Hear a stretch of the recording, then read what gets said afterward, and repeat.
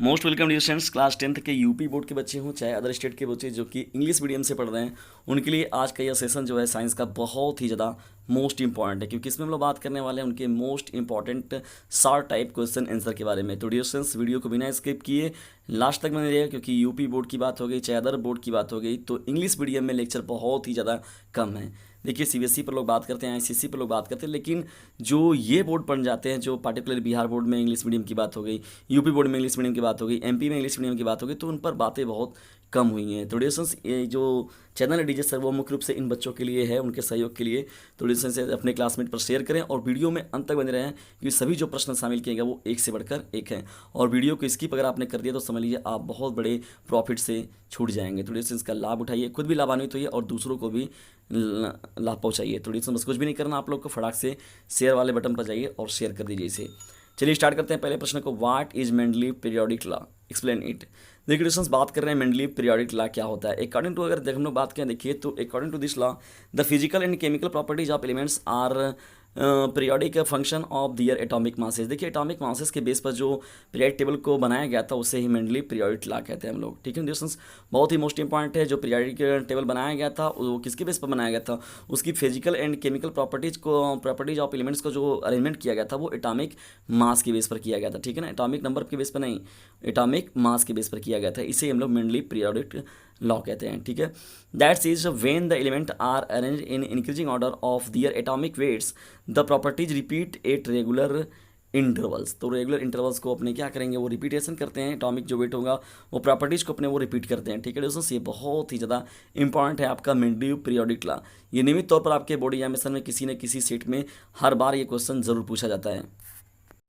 चलिए डिविजन हम लोग आगे बढ़ते हैं और देखते हैं दूसरे प्रश्न को। दूसरा देखिए हम लोग का प्रश्न क्या है, what is corrosion, explain with example. बहुत ही मोस्ट इंपॉर्टेंट प्रश्न है, कोरोजन क्या होता है। देखिए, कोरोजन का हिंदी में अगर हम लोग कहते हैं संछाड़, इसको हम लोग बोलते हैं, या एक तरीके से कहा जाए तो देखिए जैसे मूर्छा लगना, जंग लगना, तो कोरोजन का शाब्दिक अर्थ यही होता है।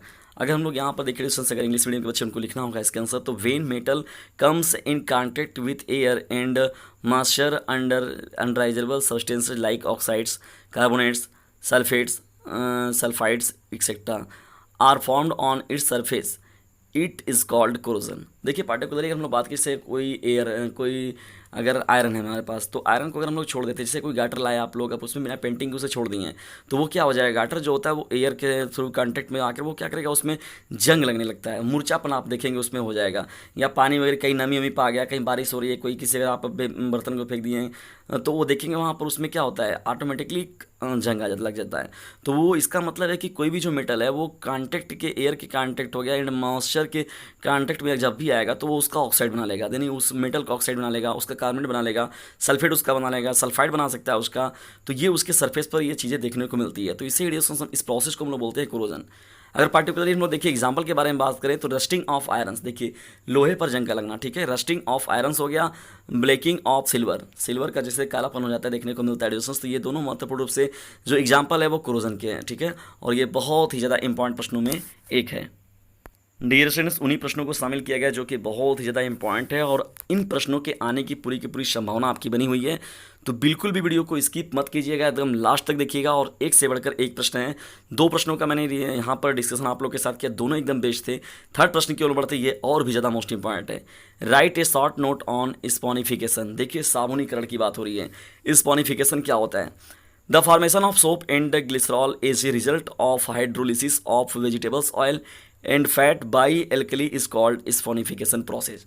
स्पॉनिफिकेशन प्रोसेस में अगर देखिए हम लोग बात करें, देखिए तो यहाँ पर क्या होता है, सोप एंड ग्लिसरॉल को अगर ले लिया जाए तो vegetables oils and fat by alkali is called saponification. ये जो प्रक्रिया होती है उस प्रोसेस को हम लोग क्या बोलते हैं, स्पॉनिफिकेशन बोलते हैं। सल्फेट्स हो गया, क्लोराइड्स हो गया, बाई कार्बोनेट हो गए, साल्ट्स हो गए, are present in hard water, soluble in calcium and magnesium.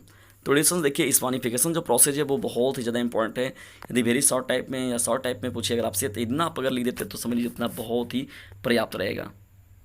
चलिए आगे बढ़ते हैं, देखते हैं क्वेश्चन नंबर 4 को। देखिए, चौथा हम लोग का प्रश्न डिस्टेंस बहुत ही ज़्यादा मोस्ट इंपॉर्टेंट है। और what is redox reaction called. Redox reaction किसे कहते हैं हम लोग डिस्टेंस, बहुत ही सीधा सीधा ये प्रश्न है। और पार्टिकुलरली देखिए इस पर अरेंजमेंट के लिए भी आपसे ज़रूर पूछा जाएगा। और ये क्वेश्चन जो है डिफिनेशन तो इंपॉर्टेंट है ही। The reaction in which both oxidation and reduction takes place simultaneously are called redox reaction. सीधा सीधा है, मतलब कि अगर कोई ऐसा एक इक्वेशन जिसमें कि आपको ऑक्सीडेशन भी देखने को मिले और उसमें रिडक्शन भी देखने को मिले, साइमल्टेनियसली रूप में, मतलब दोनों चीज़ें देखने को मिले, तो एक ऐसा रिएक्शन जिसमें कि ऑक्सीडेशन और रिडक्शन जो है दोनों ही साइमल्टेनियसली रूप से देखने को मिले, उससे हम लोग रिडॉक्स रिएक्शन बोलते हैं। The reactions in which both oxidation and reduction take place simultaneously are called redox reaction. सीधा सीधा देखिए डिफरेंशियल एडिशंस। आइए एक एग्जांपल के थ्रू भी मैं इसको आपको और अच्छे से समझाता हूँ। चलिए देखते हैं इसको। तो देखिए यहाँ पर डिफरेंस आपको दिख रहा है कि एग्जांपल JDN प्लस CuSO4 और यहाँ आगे आप देख रहे हैं JDNSO4 प्लस Cu। देखिए डिफरेंस यहाँ पर जिंक जो है वो कॉपर सल्फेट में क्या किया, सल्फेट आयन को तोड़कर वो जिंक खुद वहाँ पर चला गया, जिंक सल्फेट। लेकिन इस प्रोसेस में अगर देखा जाए तो इसमें ऑक्सीडेशन और रिडक्शन दोनों हो रहा है। क्यों हो रहा है, आइए इसका एक्सप्लेनेशन मैं नीचे आपको बता रहा हूँ। In this reaction zinc is giving up 2 electrons two forms copper by giving up JDN2 plus ion and copper 2 plus and 2 electrons which are oxidation and reduction reactions representatively, hence it is a redox reaction।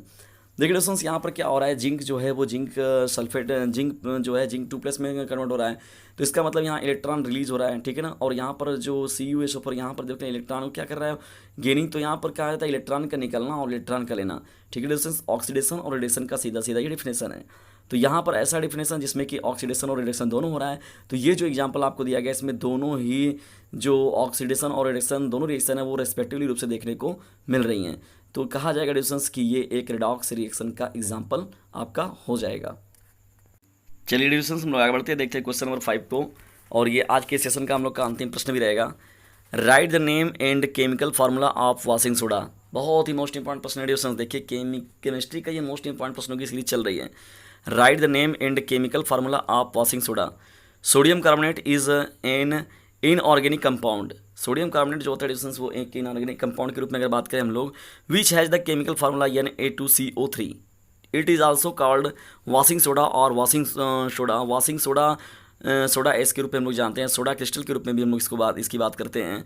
देखिए washing soda की बात हो गई, ठीक है ना, धोने वाला सोडा हो गया, जैसे साफ सफाई में आप लोग सोडा का प्रयोग करते हैं ना, तो धावन सोडा की बात होगी। जबकि सोडियम बाइकार्बोनेट जो होता है डिफरेंस NaHCO3 जो होता है वो खाने वाला सोडा होता है, ठीक है ना।